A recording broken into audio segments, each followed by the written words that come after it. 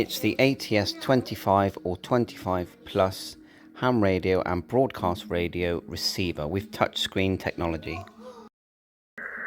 So this is a video by Bernard Bin. I'm just going to talk through it. M0FXB, welcome to my channel. So we've got the ATS 25 firmware update, and then they have brought this out as the ATS 25 Plus. So it has additional functions. You can see there's a new tiled menu. You've got your back button there, and shows you there's now the possibility to have battery percentage. You can look at the signal meter. So this is a receive only. It's not SDR, although it looks like an SDR receiver because of the touch screen. You've got your mute button, your volume button. You can actually push the VFO to get volume. Push it again, there's your frequency.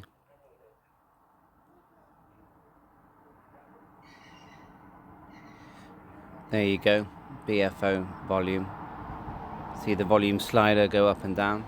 And these, you can get these in the UK delivered for about £92 at the moment, which is, I think, is an absolute bargain. There's your mute. You can see there at the bottom you've got ham bands,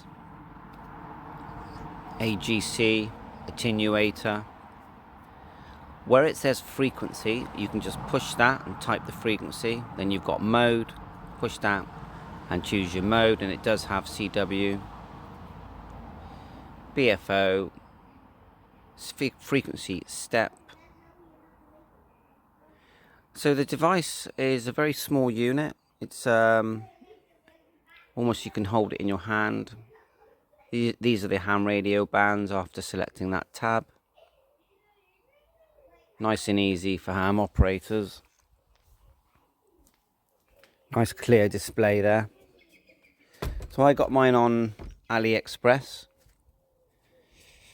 There's your different modes: LSB, USB, AM and CW. You've got your tabs at the top that show you what you've selected. You've got medium wave. You've got your bandwidth.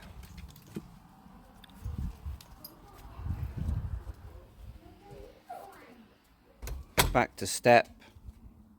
1 kHz and others. That's your direct input. It's nice and quick. This does actually operate as a broadcast radio, so you can get your normal favorite FM stations. Very simple. The touchscreen is very responsive. So it's a DSP receiver.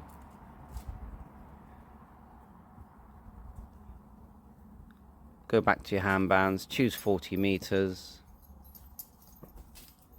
So I think for £90, especially if you're into shortwave listening, and I've watched lots of videos on this device, and it just works. Works better with an external antenna.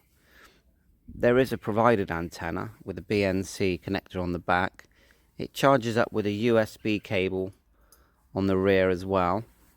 There's a switch there to select between your sort of ham bands, shortwave, and your broadcast FM. It does scan, and you can see there's a fine tune there. So firmware updating this product seems like there's a learning curve.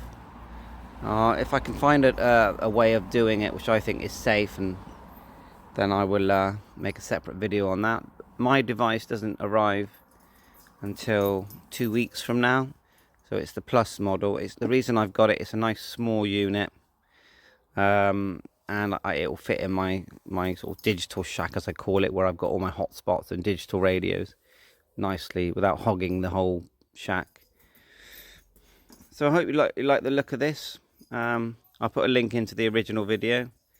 You've got up, down, scan. You can control the light. The chip button shows you all the details of the firmware, which is very interesting actually. Is it Adreno? A lot of work's been put into this box. So there it is there, Seeking, which works nice, very colourful screen.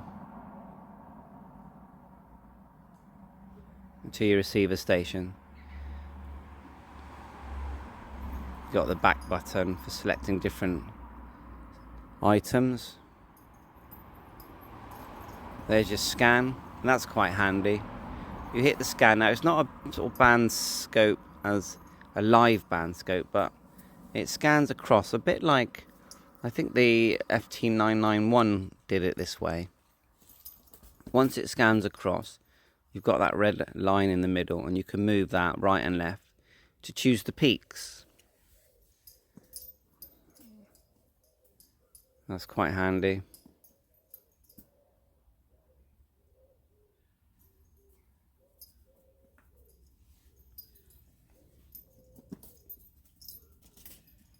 Quite a lot of information there on the screen. So it's very handy, isn't it? So would you get one of these? Would you rather spend, I don't know, another couple of £100 and get a different type of budget HF transceiver like the Xiegu G90? You think you'll get them for about £300 to £400, and the Xiegu X600 is about £550, but this is £90. So you know you're getting more of a product when you spend more.